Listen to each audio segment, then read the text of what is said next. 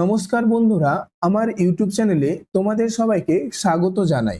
আজকে আমরা জানব আপার প্রাইমারিতে কারা বসতে পারবে, অর্থাৎ এই পরীক্ষার জন্য ডিএলএড প্রার্থীরা কি যোগ্য। তো এখন আমি এই ভিডিওতে আপার প্রাইমারি পরীক্ষার যোগ্যতা, পুরো সিলেকশন প্রসেস এবং তোমাদের যে 100 নম্বরের মেরিট তৈরি হবে সেখানে টেট পরীক্ষা থেকে কত নম্বর থাকবে, ইন্টারভিউ থেকে কত নম্বর যুক্ত হবে, গ্রাজুয়েশনের নম্বর থেকে একাডেমিক নম্বর কত যুক্ত হতে পারে এই 100 নম্বরে, তা আমি বিস্তারিতভাবে জানাবো এই ভিডিওতে। তো ভিডিওটি খুবই গুরুত্বপূর্ণ হতে চলেছে এবং তোমাদের আপার প্রাইমারি সম্পর্কে যা যা প্রশ্ন রয়েছে সমস্ত প্রশ্নের অ্যান্সার কিন্তু তোমরা এই ভিডিওর মাধ্যমে পেয়ে যাবে। তো ভিডিওটি অবশ্যই শেষ পর্যন্ত দেখো এবং চ্যানেলটিকে সাবস্ক্রাইব করে রাখো। আপার প্রাইমারিতে কারা বসতে পারবে, অর্থাৎ তোমাদের কি রকম যোগ্যতা লাগবে। দেখো, তোমাদেরকে অবশ্যই গ্রাজুয়েশন কমপ্লিট করতে হবে। গ্রাজুয়েশন কমপ্লিট বাধ্যতামূলক। তোমার যদি গ্রাজুয়েশনে লাস্ট ইয়ার হয়ে থাকে তাহলে কিন্তু তুমি এই পরীক্ষায় বসতে পারবে না। তোমার গ্রাজুয়েশন ফুল কমপ্লিট থাকা দরকার। আর কি থাকতে হবে, তোমার ডিএলএড বা বিএড যে কোনো একটা থাকা বাধ্যতামূলক। অর্থাৎ ডিএলএড প্রার্থীরা কিন্তু এই পরীক্ষায় বসতে পারবে এবং এক্ষেত্রেও কিন্তু ডিএলএড বা বিএড তোমার কিন্তু কমপ্লিট থাকতে হবে। তোমার যদি এটা লাস্ট ইয়ার হয়ে থাকে তাহলেও কিন্তু তুমি আপার প্রাইমারি পরীক্ষায় বসতে পারবে না। বাংলা ও ইংলিশে ন্যূনতম দক্ষতা দরকার। নিয়োগ প্রক্রিয়া বা সিলেকশন প্রসেস, এবারে তোমরা দেখে নাও কিরকম ভাবে আপার প্রাইমারি সিলেকশনটা হয়। দেখো, তোমাদের প্রথমে টেট পরীক্ষা হবে, সেটা হবে 150 নম্বরের। এরপরে তোমাদের একটা রিটিন টেস্ট হবে, অর্থাৎ রিটিন এক্সামিনেশন। এটা কিন্তু তোমাদের 25 নম্বরের হবে এবং তুমি যে সাবজেক্টে অ্যাপ্লাই করবে সেই সাবজেক্টের উপর ভিত্তি করে এই নাম্বারটা হবে। অর্থাৎ তোমার সাবজেক্ট ওয়াইজ কিন্তু এই টেস্টটা হবে। তুমি যদি অঙ্ক চয়েস করো তাহলে কিন্তু তোমার ম্যাথ থেকে 25 নম্বর থাকবে এবং তুমি যদি জিওগ্রাফির স্টুডেন্ট হও, অর্থাৎ গ্রাজুয়েশন জিওগ্রাফি করো এবং জিওগ্রাফি অ্যাপ্লাই করো, তাহলে কিন্তু তোমার জিওগ্রাফি থেকে 25 নম্বর থাকবে। অর্থাৎ তোমাদের সাবজেক্ট থেকে রিটিন এক্সামিনেশন থাকবে 25 নম্বরের। এরপরে তোমাদের থাকবে ইন্টারভিউ। ইন্টারভিউতে কিন্তু তোমাদের 20 নম্বর থাকবে। তো তোমরা এখন দেখে নাও তোমাদের টেট এক্সামের প্যাটার্ন কি রকম, অর্থাৎ কি কি সাবজেক্ট থাকছে এবং সাবজেক্ট ওয়াইজ কত নম্বর থাকছে। দেখো, তোমাদের টোটাল নাম্বার হচ্ছে 150 এবং তোমাদের টোটাল সময় দেওয়া হবে 150 মিনিট।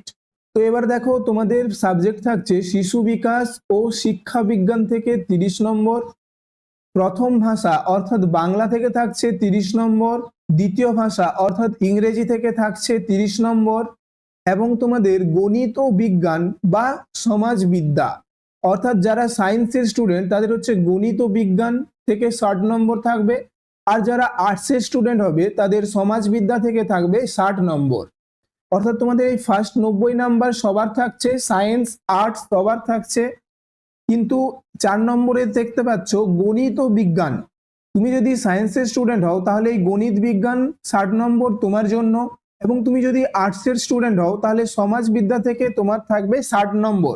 টোটাল থাকছে 150 নম্বর এবং সময় থাকছে 150 মিনিট। এবং টেট পরীক্ষার পরে থাকবে তোমাদের সাবজেক্ট ওয়াইজ 25 নম্বরের একটা রিটিন টেস্ট। তো এখন তোমরা দেখো, তোমাদের যে 100 নম্বরের মেরিটটা তৈরি হবে সেখানে কোথা থেকে কত নম্বর যুক্ত হচ্ছে। দেখো, তোমাদের একাডেমিক স্কোর থাকবে 10 number based on marks of graduation. তাহলে তোমার গ্রাজুয়েশনের নম্বর অনুযায়ী 10 নম্বর থাকবে এই 100 নম্বরের মধ্যে। তুমি যদি 60% নম্বর পাও এবং তার থেকে বেশি নম্বর পাও তাহলে তুমি একাডেমিক স্কোর 10-এর 10-এই পাবে। তুমি যদি 60-এর থেকে কম পাও এবং 50-এর মধ্যে নম্বর পাও তাহলে কিন্তু তুমি 8 নম্বর পাবে। তুমি যদি 50%-এর থেকে কম নম্বর পাও তাহলে কিন্তু তুমি 6 নম্বর পাবে। এরপরে দেখো, টেট ওয়েটেজ। টেট ওয়েটেজ থেকে থাকবে 40 মার্কস। অর্থাৎ তোমার টেট পরীক্ষা থাকছে 150 নম্বর, সেই 150 নম্বরটার মধ্যে তোমার থাকবে 40 মার্কস। অর্থাৎ তুমি যদি 150 পেয়ে থাকো তাহলে তুমি পাবে 40।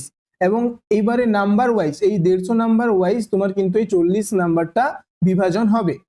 এরপরে দেখো, রিটিন এক্সামিনেশন, অর্থাৎ তোমাদের ওএমআর বেস যে রিটিন এক্সামিনেশনটা হবে সাবজেক্ট ওয়াইজ সেটাই থাকবে কিন্তু 25 নম্বর। তোমার পরীক্ষাটাও হবে 25 নম্বর এবং তোমার এই 100 নম্বরের মেরিটও কিন্তু 25 নম্বরেই থাকবে। ওরাল ইন্টারভিউ থেকে থাকবে, অর্থাৎ তোমার ওরাল ইন্টারভিউ থেকে থাকবে 15 নম্বর এবং লেকচার ডেমনস্ট্রেশন থেকে থাকবে 5 নম্বর। এটা কিন্তু তোমার এসএলএসটি তে অর্থাৎ 9, 10 এবং 11, 12 ওরাল ইন্টারভিউ 10 নম্বর এবং লেকচার ডেমনস্ট্রেশনে কিন্তু 10 নম্বর করে থাকে, কিন্তু এখানে তোমার ওরাল ইন্টারভিউ থেকেই থাকবে 15 নম্বর এবং লেকচার ডেমনস্ট্রেশন থেকে থাকবে 5 নম্বর।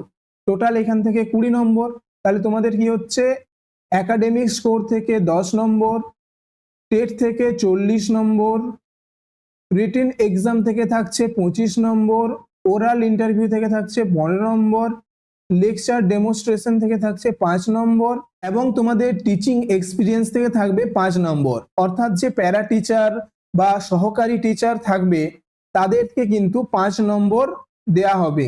তো এই 5 নম্বর কিন্তু সবাই পাবে না, যাদের টিচিং এক্সপিরিয়েন্স থাকবে তারাই কিন্তু এই 5 নম্বরটা পাবে।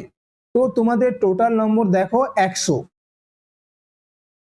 তো এই যে 100 নম্বর, এই 100 নম্বরের উপরেই কিন্তু তোমাদের মেরিট লিস্ট তৈরি হবে এবং সেই মেরিট লিস্ট থেকেই কিন্তু তোমাদের সিলেকশন হবে। তো আপার প্রাইমারি সম্পর্কে সমস্ত ডাউট তোমাদের ক্লিয়ার করে দিলাম। তো এইরকম ইনফরমেটিভ ভিডিওগুলো পাওয়ার জন্য তোমরা অবশ্যই চ্যানেলটিকে সাবস্ক্রাইব করে রাখো। আর তোমাদের যদি কোনো কোশ্চেন থাকে তোমরা অবশ্যই কমেন্ট করে জানাবে এবং ভিডিওটি যদি ভালো লেগে থাকে তাহলে একটা লাইক করে দিও। তো দেখা হচ্ছে পরের ভিডিওতে।